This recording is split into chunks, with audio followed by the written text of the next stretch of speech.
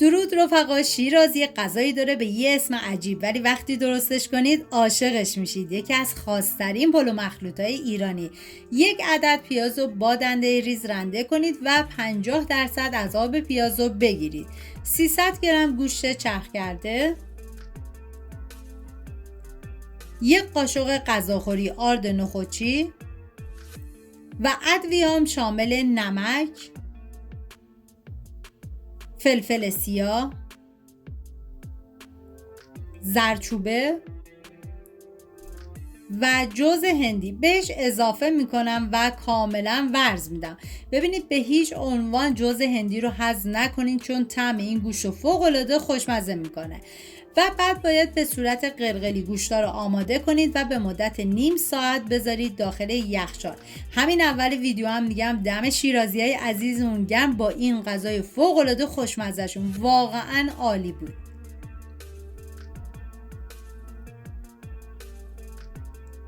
حالا توی این فاصله ما نیاز به 110 گرم گردو داریم که من کاملا ریز میکنم و اینکه این غذا برای 4 نفر در نظر گرفته شده، شما به اساس تعداد نفرات باید مواد رو کم یا زیاد کنید. 2 عدد پیاز رو من به صورت استراسی کاملا ریز میکنم و اینکه این پلو مخلوط رو حتما درست کنید، چون واقعا یکی از خوشمزه ترین پلو مخلوط های ایرانی بود. داخل تابه مقداری کره ریختم که شما از هر نوع روغنی که دوست داشتین میتونین استفاده کنید، ولی اگر برای تفت دادن گوشت از کره استفاده کنید خب طعمش رو خیلی خوشمزه تر میکنه. و گوشت قلقلی ها رو بهش اضافه میکنم و میذارم تا کاملا سرخ بشه. توی این فاصله داخل تابه دیگه مقداری کره ریختم و پیازایی که ریز کرده بودم و بهش اضافه میکنم. هم میزنم و زمان میدم تا پیاز سرخ بشه.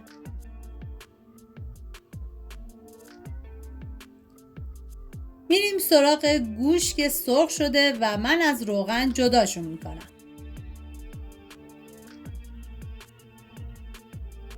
نوبت اضافه کردن ادویه هست، شامل نمک، زردچوبه،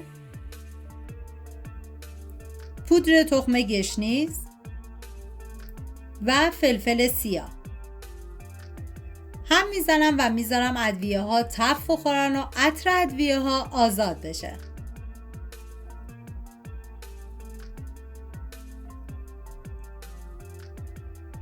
و گردوی خورد شده رو میریزیم داخل تابه و باید زیر حرارت همچنان کم باشه و بذارید به مدت 1 دقیقه تف بخوره.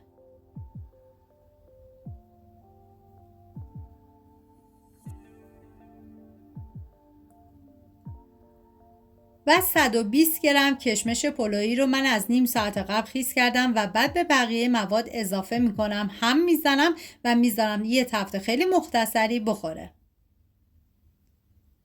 حالا گوشتای قلقلی رو میریزیم، به بقیه مواد اضافه میکنیم و هم میزنیم و میذاریم یه تفت مختصری بخوره تا مزه کاملا به خورد هم برن.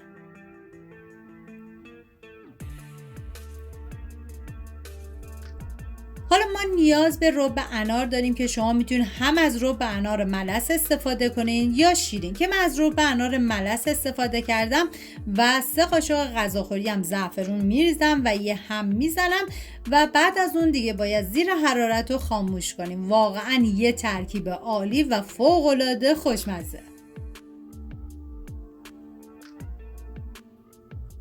من داخل قابلمه آب ریختم و بعد از اینکه به جوش اومد برنج رو بهش اضافه کردم. ببینید برای انواع پلو مخلوطا باید برنج که کمی دونه دار و زنده تر بود از آب خارج کنی، که من آبکش کردم و بعد داخل قابلمه مقداری کره ریختم و تعدیق مورد نظرتون رو میذارید. لایه اول برنج میریزید و لایه بعدی از مواد گوشتی. این کار رو تکرار میکنید تا زمانی که موادتون تموم بشه و بذارید به مدت 1 ساعت و 15 دقیقه دم بکشه و بعد از اون این غذای خوشمزه آماده میشه. و حالا از مواد گوشتی میریزم و در آخرم مقداری زعفران که شما دیگه کاملا اختیاریه. اگر دوست نداشتین میتونید زعفران این مرحله رو حذف کنید. امیدوارم از قنبر پلو شیرازی خوشتون اومده باشه. اگر این ویدیو براتون جالب بود حتما لایک کنید و اگر این سبک غذاها رو دوست دارید کانال رو سابسکرایب کنید تا دستورهای خوشمزه بعدی رو از دست ندید. سپاس از همراهی همیشگیتون. تا یه خوشمزه دیگر، بدرود.